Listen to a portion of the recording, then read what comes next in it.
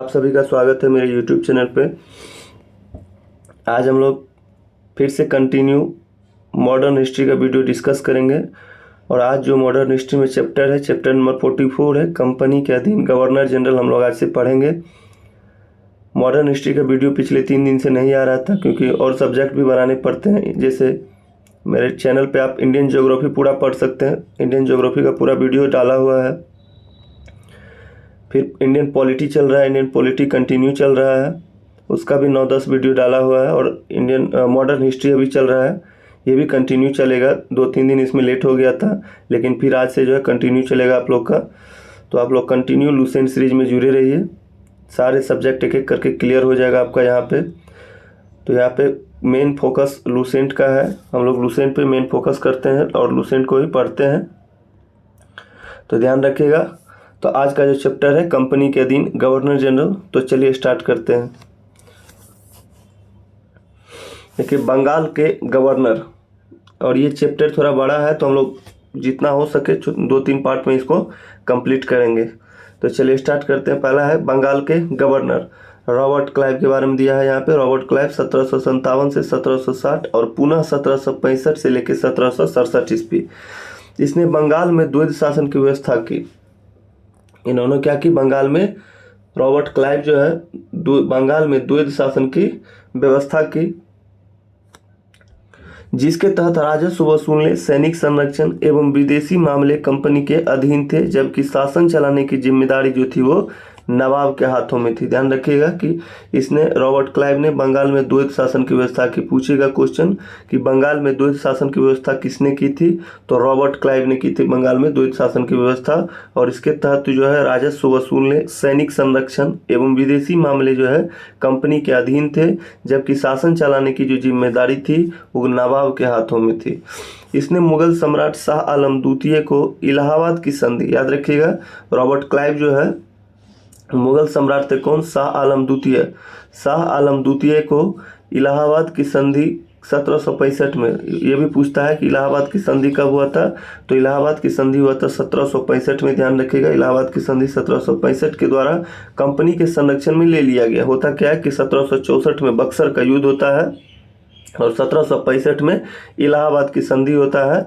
ठीक है, तो इलाहाबाद की संधि 1765 के द्वारा कंपनी के संरक्षण में ले लिया गया, ठीक है, शाह आलम द्वितीय को। और इस संधि के जरिए ईस्ट इंडिया कंपनी को देश की राजनीतिक और संवैधानिक व्यवस्था में दखल देने का अवसर मिल गया, और यहीं से भारत में ब्रिटिश शासन की नींव पड़ी। जैसे ही शाह आलम द्वितीय को इलाहाबाद की संधि के तहत जो है कंपनी के संरक्षण मिल गया, इस संधि के जरिए क्या हुआ कि ईस्ट इंडिया कंपनी को जो है देश की राजनीतिक और संवैधानिक व्यवस्था में दखल करने का अवसर मिल गया, और यहीं से भारत में ब्रिटिश शासन की नींव भी पड़ी।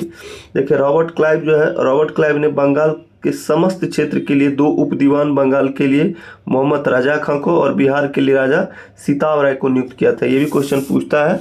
तो रॉबर्ट क्लाइव ने 2 उप दीवान, सबसे पहले याद रखिएगा कि रॉबर्ट क्लाइव ने 2 उप दीवान नियुक्त किए थे समस्त बंगाल क्षेत्र के लिए, जिसमें कि बंगाल क्षेत्र के लिए पूछेगा किसको नियुक्त किया था, तो बंगाल क्षेत्र के लिए मोहम्मद राजा खां। और वही बिहार क्षेत्र के लिए पूछेगा तो बिहार के लिए राजा सीताव राय। बिहार वाला ज़्यादा पूछता है, ध्यान रखिएगा कि रॉबर्ट क्लाइव जो 2 उप दीवान नियुक्त किए थे, तो बिहार के लिए किसको नियुक्त किए थे, तो बिहार के लिए राजा सीताव राय को नियुक्त किए थे रॉबर्ट क्लाइव ने। चलिए आगे देखते हैं, आगे क्या है। नेक्स्ट है, देखिए यहाँ पे दिया है अन्य गवर्नर बेरेलास्ट, जो कि 1767 से 69, कार्टियर 1769 से 72 और वारेन हेस्टिंग्स 1772 से 1774, ये हुए आपके अन्य गवर्नर। उसके बाद देखिए कंपनी के अधीन गवर्नर जनरल, कंपनी के अधीन जो गवर्नर जनरल थे वो पढ़ते हैं हम लोग। तो रेगुलेटिंग एक्ट 1773, रेगुलेटिंग एक्ट 1773 ईस्वी के अनुसार बंगाल के गवर्नर को अब अंग्रेजी क्षेत्र का गवर्नर जनरल कहा जाने लगा।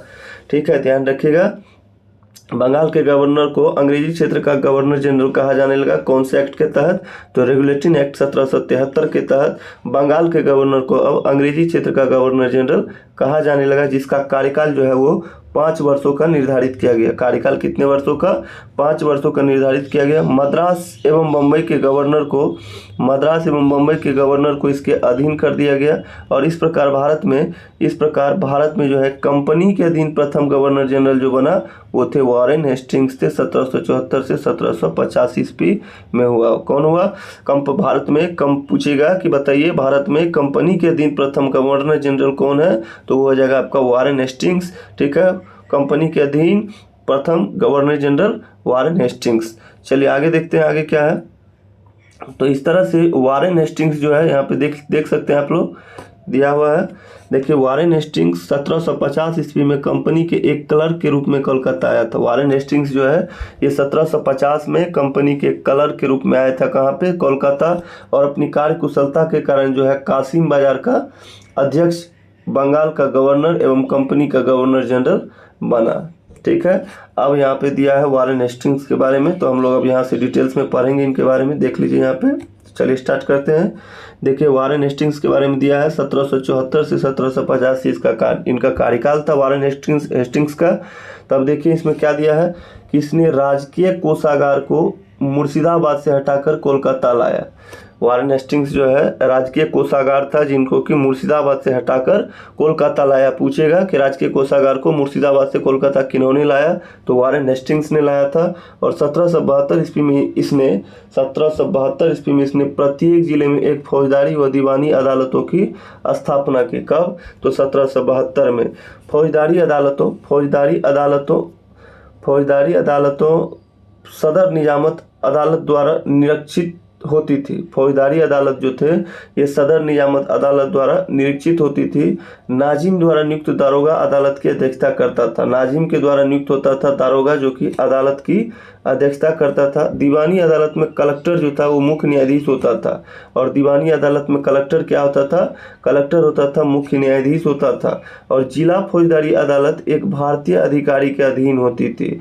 जिला फौजदारी अदालत ये एक भारतीय अधिकारी के अधीन होती थी, जिसकी सहायता के लिए एक मुफ्ती और एक काजी होता था। कलेक्टर इस न्यायालय के कार्य की देखभाल करता था। ठीक है, कलेक्टर जो है इस न्यायालय की देखभाल करता था। आगे देखिए, कलकत्ता में एक सदर दीवानी अदालत और एक सदर फौजदारी अदालत की स्थापना की गई। ध्यान रखिएगा, कोलकाता में जो है एक सदर दीवानी अदालत और एक सदर फौजदारी अदालत की स्थापना की गई। सदर दीवानी अदालत में कोलकाता काउंसिल का सभापति और उसी काउंसिल के सदस्य, एक सेकंड इसको ऊपर कर लेते हैं। देख लीजिए यहाँ पे, सदर दीवानी अदालत में कोलकाता काउंसिल का सभापति और उसी काउंसिल का 2 सदस्य रायन और मुख्य कानूनगों की सलाह से न्याय करते थे। सदर फौजदारी अदालत में क्या होता था? नाइब निजाम, मुख्य काजी, मुफ्ती और 3 मौलवियों की सलाह से न्याय करते थे। ठीक है, तो सदर दीवानी अदालत में कलकत्ता काउंसिल के सभापति और उसी काउंसिल के 2 सदस्य रायन और मुख्य कानूनगों की सलाह से न्याय होता था। और सदर फौजदारी में क्या होता था? सदर फौजदारी अदालत में नाइब निजाम, मुख्य काजी, मुफ्ती और 3 मौलवियों की सलाह से न्याय करते थे।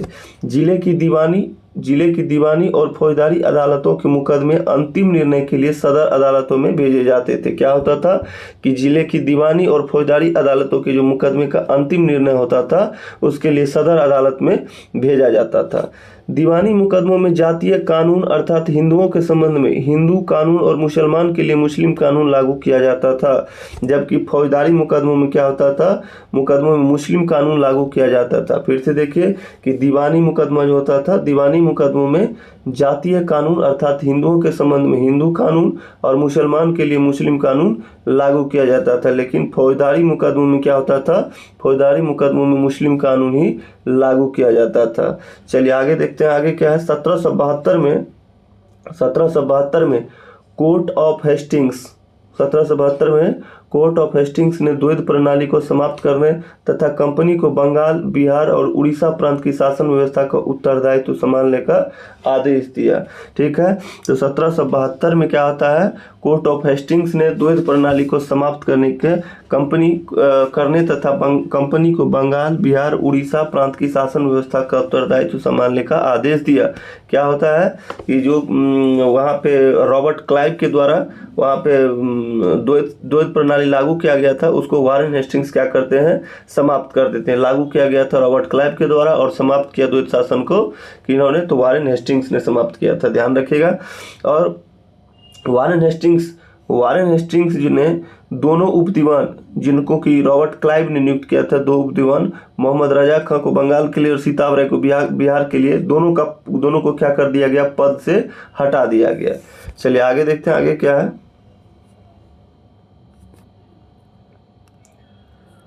आगे देखिए 1772 में वारेन हेस्टिंग्स ने एक नई भू राजस्व पद्धति लागू की। इसे क्या कहा गया, इसे कहा गया इजारेदारी प्रथा के नाम से जाना जाता है। इसे जो है इजारेदारी प्रथा के नाम से जाना जाता है। 1772 में वारेन हेस्टिंग्स ने एक नई भू राजस्व पद्धति लागू की जिसे इजारेदारी प्रथा के नाम से जाना जाता है। और इस पद्धति को अपनाने का मुख्य उद्देश्य जो था वो अधिक भू राजस्व वसूल करना था। इस पद्धति को अपनाने का मुख्य उद्देश्य क्या था, अधिक भू राजस्व को वसूल करना था। और इसकी मुख्य दो विशेषताएं थी इसकी, क्या, तो पहली विशेषताएं जो थी इसमें पंचवर्षीय ठेके की व्यवस्था थी। और दूसरा जो था इसके अंतर्गत उच्चतम बोली लगाने वाले को लगान वसूली का अधिकार दिया गया। क्या होता था कि इसमें उच्चतम बोली जो लगाता था उसी को लगान वसूली का अधिकार दिया जाता था।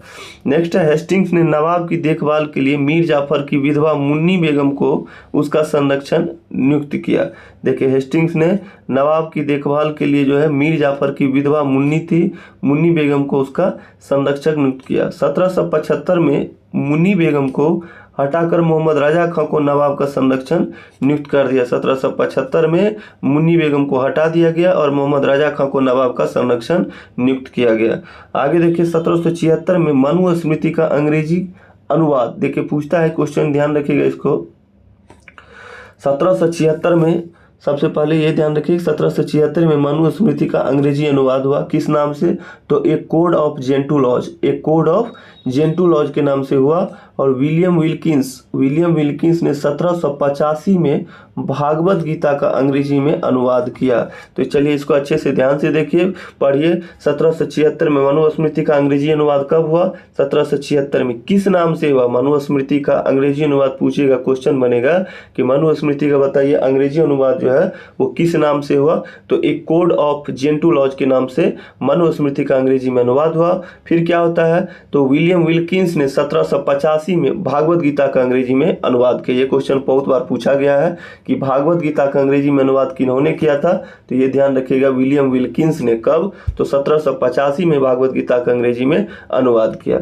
आगे 1789 में अभिज्ञान शकुंतलम नामक नाटक का अंग्रेजी में अनुवाद किया गया। और 1789 ईस्वी में जो कालिदास का विज्ञान शकुंतलम नामक नाटक है उसका भी अंग्रेजी में अनुवाद किया गया। किसके काल में, तो ये सारा चीज जो है वारेन हेस्टिंग्स के काल में ही हुआ था। मनुस्मृति का अंग्रेजी अनुवाद, एक code of Gentoo laws, William Wilkins ने भागवत गीता का अंग्रेजी में अनुवाद किया और 1789 में अभिज्ञान शकुंतलम नामक नाटक का अंग्रेजी में अनुवाद हुआ। ये सारी घटना जो है, ये सारी चीज जो है वारेन हेस्टिंग्स के काल में होता है। हेस्टिंग्स ने 1781 ईस्वी में कोलकाता में मुस्लिम शिक्षा के विकास के लिए प्रथम मदरसा स्थापित किया। देखिए यहाँ से भी क्वेश्चन बनता है पहले तो ये कि प्रथम मदरसा किसने स्थापित किया था, तो वारेन हेस्टिंग्स ने स्थापित किया था। मुस्लिम शिक्षा के विकास के लिए सबसे पहले वारेन हेस्टिंग्स ने प्रथम मदरसा स्थापित किया था, कब, तो 1781 ईस्वी में, इसको याद रखिएगा। और इसी के समय 1782 में जोनाथन डंकन ने बनारस में संस्कृत विद्यालय की तथा सर विलियम जोन्स ने 1784 में the Asiatic Society of Bengal की स्थापना की। सारा इंपॉर्टेंट है, आप लोग इसको ध्यान से पढ़िएगा कि 1781 में प्रथम मदरसा की स्थापना किन्होंने किया था, तो वारेन हेस्टिंग्स ने किया था। फिर जोनाथन डंकन ने बनारस में संस्कृत विद्यालय की स्थापना की। ये भी पूछता है, क्वेश्चन बहुत बार पूछा है कि बनारस में बताइए संस्कृत विद्यालय की स्थापना किन्होंने किया था, तो जोनाथन डंकन ने किया था संस्कृत विद्यालय की स्थापना बनारस में। और 1784 में वारेन हेस्टिंग्स के समय में ही, तो बहुत बार पूछा गया है, the Asiatic Society of Bengal की स्थापना किसके द्वारा किया गया, विलियम जोन्स के द्वारा किया गया था। याद रखिएगा। द एशियाटिक सोसाइटी की स्थापना विलियम जोन्स के द्वारा कब? 1784 ईस्वी में और वारेन हेस्टिंग्स के समय में। तो एक बार हम लोग इस पे फिर से रिवीजन करते हैं, देख लीजिए क्या है। 1776 में मनुस्मृति का अंग्रेजी में अनुवाद होता है, किस नाम से? तो ए कोड ऑफ जेंटुलॉज के नाम से। और विलियम विल्किंस जो है 1785 में भागवत गीता का अंग्रेजी में अनुवाद करते हैं। फिर 1789 में अभिज्ञान शकुंतलम नामक नाटक का अंग्रेजी में अनुवाद किया गया, किसके काल में? वारेन हेस्टिंग्स के काल में। फिर हेस्टिंग्स ने क्या किया? 1781 में कोलकाता में मुस्लिम शिक्षा के विकास के लिए प्रथम मदरसा स्थापित किया। और 1782 में जोनाथन डंकन ने बनारस में संस्कृत विद्यालय की स्थापना की। और फिर 1784 में विलियम जोन्स ने the Asiatic Society of Bengal की स्थापना की। इसको याद रखिएगा। अब यहाँ नोट में देखिए, 1804 में बम्बई में एशियाटिक सोसाइटी और 1823 में लंदन में Asiatic Society of great Britain की स्थापना हुई। 1804 में मुंबई में और एशियाटिक सोसाइटी, और 1827 में लंदन में Asiatic Society of great Britain की स्थापना हुई। चलिए अब आगे देखते हैं हमने। इसने मुगल सम्राट को जो मिलने वाला 26 लाख रुपए का वार्षिक कर था, वार्षिक पेंशन था, उसको बंद करवा दिया। मुगल सम्राट को मिलने वाला 26 लाख रुपए का जो वार्षिक पेंशन मिलता था उसको बंद करवा दिया। और इसी के समय में 1780 ईस्वी में भारत का पहला समाचार पत्र द बंगाल गजट, याद रखिएगा, द बंगाल गजट का प्रकाशन जेम अगस्ट हिक्की ने किया। सबसे पहले तो इसमें क्वेश्चन बनता है कि भारत का पहला समाचार पत्र कौन सा था? तो यही था द बंगाल गजट। कब प्रकाशन हुआ? तो 1780 ईस्वी में। किसके समय में हुआ? वारेन हेस्टिंग्स के समय में। किन्होंने किया? तो जेम्स अगस्ट हिक्की ने किया। तो इसको ध्यान रखिएगा। बंगाल गजट किसने प्रकाशित किया था? तो जेम अगस्टस हिक्की ने किया था, 1780 में किया था। वारेन हेस्टिंग्स के समय में किया था, इतना ध्यान रखिएगा। और इसी के समय में रेगुलेटिंग एक्ट के तहत 1774 में कोलकाता में एक उच्चतम न्यायालय की स्थापना की गई। ठीक है। और इसी के समय में क्या होता है कि 1774 में कोलकाता में एक उच्चतम न्यायालय की स्थापना की गई। रेगुलेटिंग एक्ट 1773 के तहत 1774 में कोलकाता में एक उच्चतम न्यायालय की स्थापना किसके तहत? तो रेगुलेटिंग एक्ट 1773 के तहत 1774 में वारेन हेस्टिंग्स के समय में कलकत्ता में एक उच्चतम न्यायालय की स्थापना की गई, जिसका अधिकार क्षेत्र जो है कोलकाता तक था।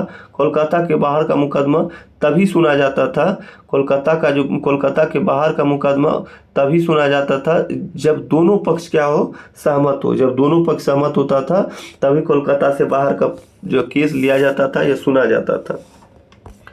इस न्यायालय में अंग्रेजी कानून लागू होता था। इस न्यायालय में कौन सा कानून? अंग्रेजी कानून लागू होता था। इसका जो मुख्य न्यायाधीश था वो एलिजा इम्पे था। ध्यान रखिएगा। प्रथम उच्चतम न्यायालय की जो स्थापना हुआ 1774 में कोलकाता में, उसके प्रथम जो न्यायाधीश थे वो एलिजा इम्पे था। ठीक है।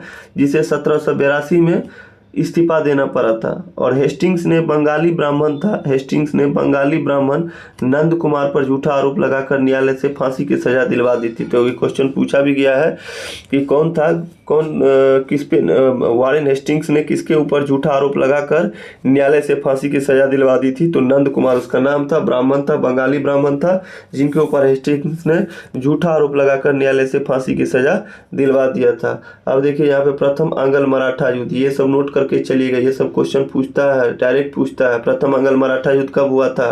तो 1775 से 1782 में प्रथम आंग्ल मराठा युद्ध हुआ था। एवं द्वितीय आंग्ल मैसूर युद्ध जो है 1780-84 में हुआ था। ये हुआ था वारेन हेस्टिंग्स के समय में ही हुआ था। दो महत्वपूर्ण युद्ध हुआ था। प्रथम आंग्ल मराठा युद्ध 1775 से 1782 और दूसरा महत्वपूर्ण युद्ध 1780 से 84 द्वितीय आंग्ल मैसूर युद्ध। दोनों युद्ध वारेन हेस्टिंग्स के समय में ही लड़े गए थे। अब देखिए प्रथम आंग्ल मराठा युद्ध सालाबाई की संधि, यहाँ याद ध्यान दीजिएगा कि पूछेगा कि प्रथम आंग्ल मराठा युद्ध किस संधि के तहत समाप्त हुआ था? तो प्रथम आंग्ल मराठा युद्ध जो है वो सालाबाई की संधि 1782 एवं द्वितीय आंग्ल मैसूर युद्ध जो है ये मैंगलोर की संधि के तहत 1784 के द्वारा समाप्त हुआ। इसको भी ध्यान रखिएगा कि प्रथम आंग्ल मराठा युद्ध सालाबाई के संधि के द्वारा समाप्त हुआ था और द्वितीय आंग्ल मैसूर युद्ध जो है ये मैंगलोर की संधि के तहत समाप्त हुआ था। अब आगे देखिए Pitt's India act 1784 Warren Hastings के समय में ही पारित हुआ था। तो पिट्स इंडिया एक्ट जो है 1784 ये किसके समय में? वारेन हेस्टिंग्स के समय में ही पारित हुआ था। इसी काल में 1772 में बोर्ड ऑफ रेवेन्यू की स्थापना हुई थी। इसी के काल में बोर्ड ऑफ रेवेन्यू पूछता है ना, बोर्ड ऑफ रेवेन्यू की स्थापना 1772 में वारेन हेस्टिंग्स के काल में ही हुआ था। चलिए नेक्स्ट देखते हैं क्या है। नेक्स्ट है हेस्टिंग्स ने संपूर्ण लगान के हिसाब की देखभाल के लिए हेस्टिंग्स ने संपूर्ण लगान के हिसाब की देखभाल के लिए एक भारतीय अधिकारी राय रायन की नियुक्ति की और इस पद को प्राप्त करने वाला पहला भारतीय दुर्लभ राय का पुत्र राजा राजवल्लभ था। इस पद को प्राप्त करने वाला पहला भारतीय था, दुर्लभ राय का पुत्र था, राजा राजवल्लभ था। पिट्स इंडिया एक्ट 1784 ईस्वी के विरोध में इस्तीफा देकर जब वारेन हेस्टिंग्स फरवरी 1785 में इंग्लैंड पहुंचा तो बर्क द्वारा उसके ऊपर महाभियोग लगाया गया था, परंतु 1795 में इसे आरोपों से मुक्त कर दिया गया। ध्यान रखिएगा, जब इस्तीफा देके वारेन हेस्टिंग्स जो है 1785 में इंग्लैंड पहुंचता है तो उसके ऊपर बर्क के द्वारा जो है उस पर महाभियोग लगाया गया था। पूछता भी है क्वेश्चन, किसके द्वारा उस पर वारेन हेस्टिंग्स पर महाभियोग लगाया गया था, तो बर्क के द्वारा जो है वारेन हेस्टिंग्स पर महाभियोग लगाया गया था, परंतु क्या हुआ कि 1795 में इसे आरोपों से मुक्त कर दिया गया। अब नोट में देखिए क्या है, 1786 में हेस्टिंग्स के जाने के पश्चात लगान परिषद का पुनर्गठन किया गया और एक नवीन अधिकारी मुख्य सरिस्तादार की नियुक्ति की गई, जिसका कार्य जो है सभी कानूनों के कागजों की देखभाल करना था।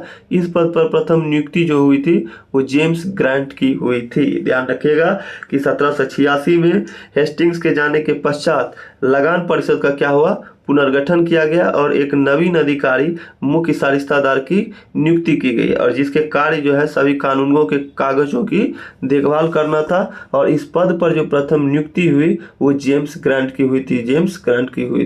चलिए आगे देखते हैं। और सुरक्षा प्रकोष्ठ की नीति, यहाँ देखिए सुरक्षा प्रकोष्ठ की नीति, रिंग फेंस पॉलिसी, बहुत बार पूछा गया है क्वेश्चन, इसको नोट करिएगा।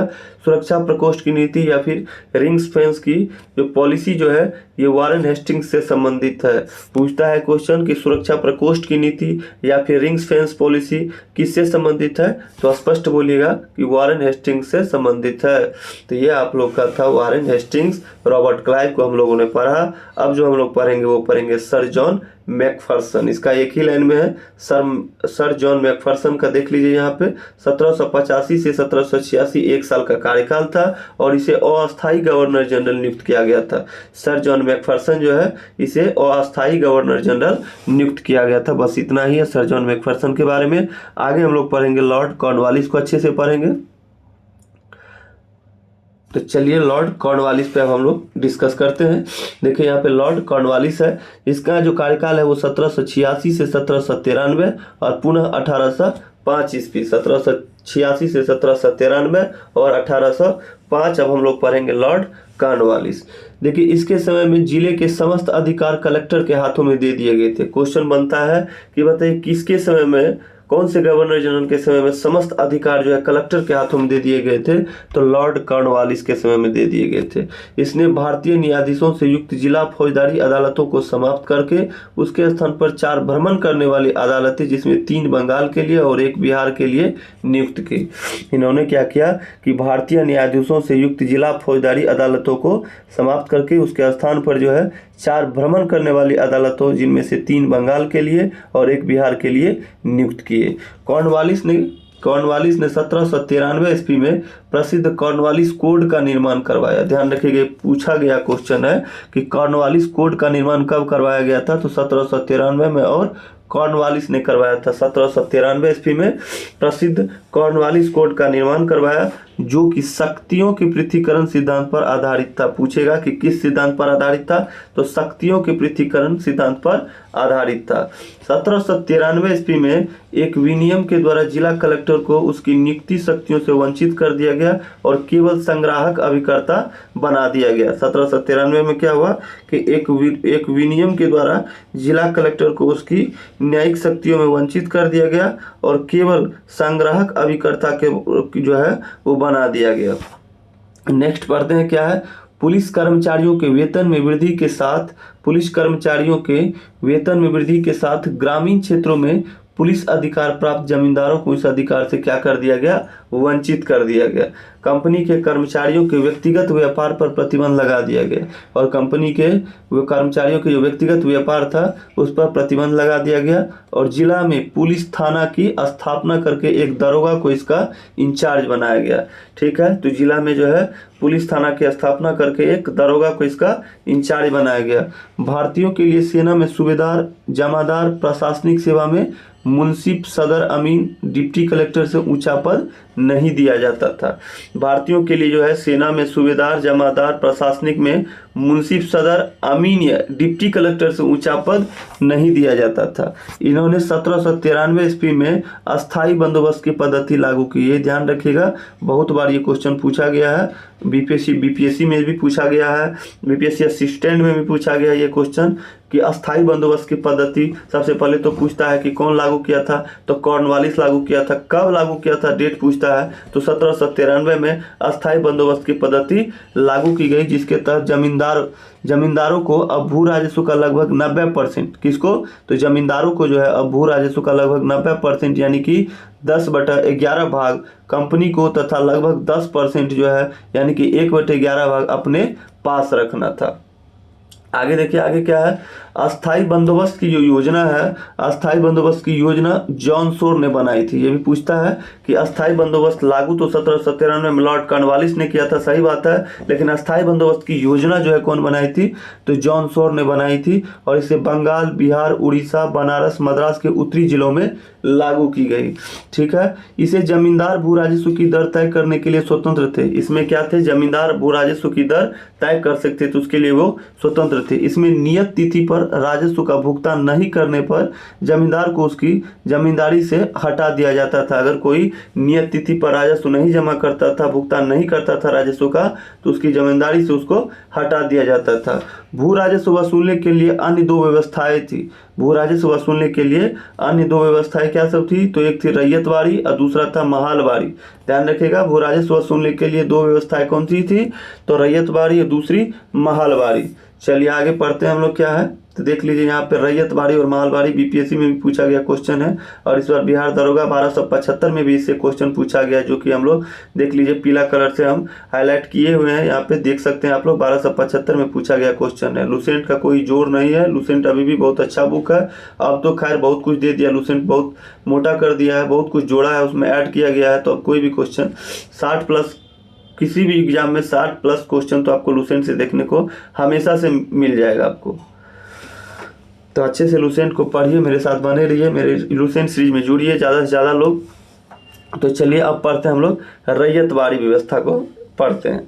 देख लीजिए रैयतवाड़ी व्यवस्था में क्या था, रैयतवाड़ी व्यवस्था जो था, किसानों के साथ व्यक्तिगत रूप से किए गए लगान समझौते को रैयतवाड़ी कहा गया।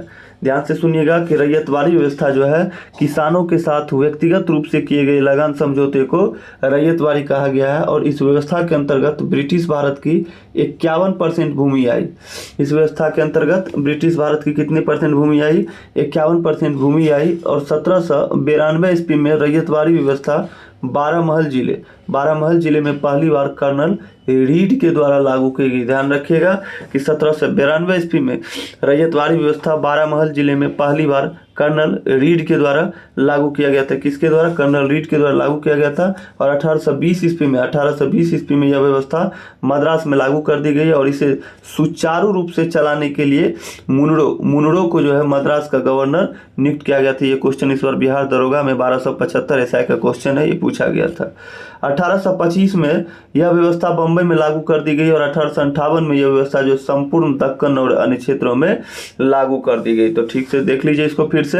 रैयतवाड़ी व्यवस्था क्या है, तो किसानों के साथ व्यक्तिगत रूप से किए गए लगान समझौते को रैयतवाड़ी कहा गया है। और इस व्यवस्था के अंतर्गत ब्रिटिश भारत की 51% भूमि आई। 1792 में रैयतवाड़ी व्यवस्था जो है बारामहल जिले में पहली बार कर्नल रीड के द्वारा लागू की गई और 1820 ईस्वी में यह व्यवस्था जो है मद्रास में लागू कर दी गई और इसे सुचारू रूप से चलाने के लिए मुनरो को मद्रास का गवर्नर नियुक्त किया गया।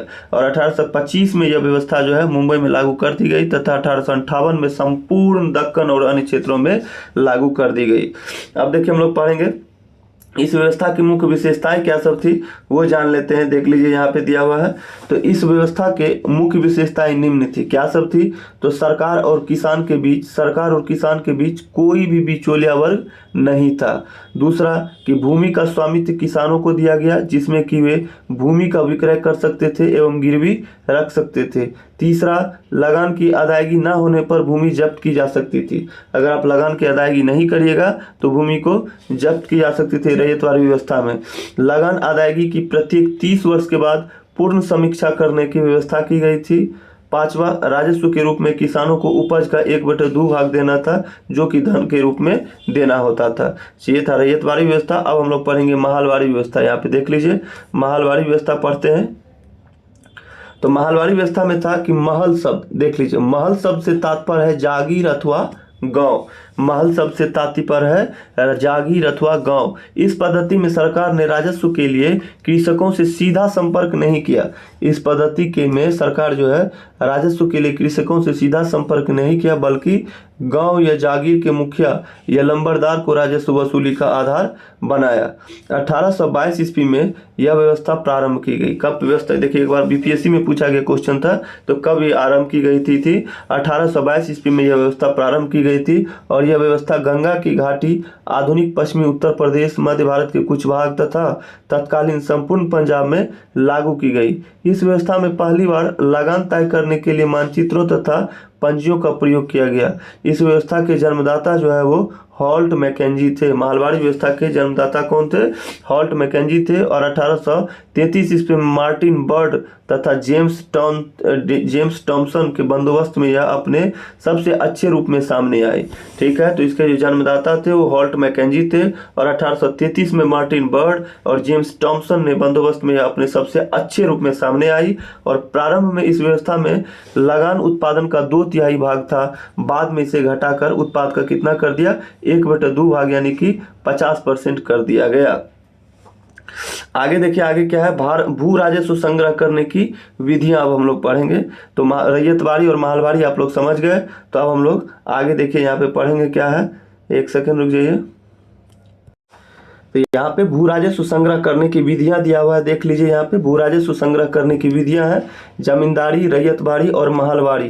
तो क्षेत्रफल में जो था वो 19% जमींदारी था, 51% रैयतवाड़ी और 30% महलवाड़ी। पक्ष में जो था जमींदारी में जमींदार हो जाएगा और रैयतवाड़ी में किसान हो जाएगा और महलवाड़ी में मुखिया या लंबरदार होता था। अब योजनाकार कौन थे? जमींदारी में देखिए लॉर्ड कॉर्नवालिस व जॉन शोर हो जाएगा। उसके बाद रैयतवाड़ी में रीड हो जाएगा। रैयतवाड़ी में रीड और टॉमस मुनरो रैयतवाड़ी में। और महलवाड़ी में हो जाएगा हॉल्ट मैकेंजी। तो महलवाड़ी पूछा भी गया है बीपीएससी में भी, दरोगा में भी। तो महलवाड़ी का हो जाएगा हॉल्ट मैकेंजी, रैयतवाड़ी का हो जाएगा रीड टॉमस मुनरो और जमींदारी में हो जाएगा लॉर्ड कॉर्नवालिस व जॉन शोर। ये योजनाकार थे। और कॉर्नवालिस को ध्यान रखिएगा, कॉर्नवालिस को भारत में नागरिक सेवा का जनक माना जाता है। ठीक है, कॉर्नवालिस को नागरिक सेवा का जनक माना जाता है, इस चीज़ को ध्यान रखिएगा। तो आज हम लोगों ने कॉर्नवालिस तक डिस्कस किया। अगले वीडियो में हम लोग आगे पढ़ेंगे Lord Wellesley, sir John Shore के बारे में, सर जॉर्ज वार्लो के बारे में, लॉर्ड मिंटो प्रथम के बारे में, लॉर्ड हेस्टिंग्स के बारे में, एमहर्स्ट के बारे में, लॉर्ड विलियम बेंटिक के बारे में हम लोग पढ़ेंगे। तो आज का वीडियो जो है ये लॉर्ड कॉर्नवालिस तक ही रहेगा, क्योंकि ये चैप्टर कुछ बड़ा है और पढ़ना उतना ही चाहिए जितना कि दिमाग में आए। चैप्टर थोड़ा सा लेंदी है, तो इसको थोड़ा थोड़ा पढ़ेंगे तो हम लोग को याद होगा। तो आज का जो यहाँ पे वीडियो जो है ये लॉर्ड कॉर्नवालिस तक ही बनाया है। अगले वीडियो में जुड़े रहिए और अगले वीडियो का इंतजार करिए आप लोग। कल फिर अगला वीडियो आएगा जिसमें कि हम लोग बहुत अच्छा पढ़ेंगे, विलियम बेंटिक के बारे में पढ़ेंगे, सब कुछ हेस्टिंग्स के बारे में पढ़ेंगे। तो आज का वीडियो जो है कॉर्नवालिस तक ही था। तो बहुत अच्छे से इसको फिर से आप लोग एक बार रिविजन करिए। एक बार में अगर याद नहीं होता तो दोबारा देखिए, तिबारा देखिए वीडियो को। इस तरह से देखते रहिए और मिलते हैं नेक्स्ट वीडियो, अगले वीडियो में कल फिर से। तो बने रहिए मेरे लुसेंट सीरीज में। अगर वीडियो आप लोगों को अच्छा लगता है तो वीडियो को लाइक कर दीजिए, चैनल को सब्सक्राइब कर दीजिए। मिलते हैं फिर से अगले वीडियो में। Thank you.